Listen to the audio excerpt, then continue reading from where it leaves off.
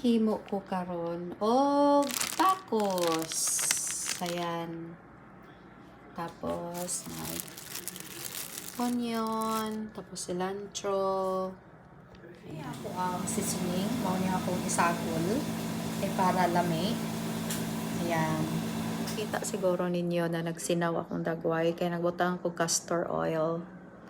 Kay ano man daw na pangpawala sa tawagan na wrinkles. So, pila pa, 1 week ko ni nagbutang. Kaya gi-search na ako, maka-help daw. So, hopefully, para mubata ta, castor oil daw, nice daw siya sa skin. Let's see. Yan, wala pa na luto.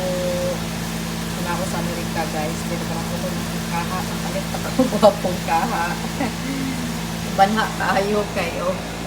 Gion ako.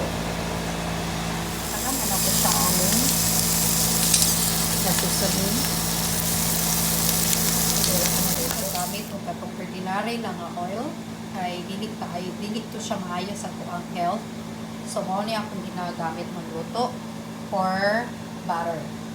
Upot niya akong ginagamit pagluto. Ayaw mo paggamit o katong bratokon lang oil, guys. Kay dili na maayo sa inyong lawas. Ako i-fry ang tortilla. Butter akong ginagamit. Ginagamit na taco sauce. Angat ko na mo ani para mas lami.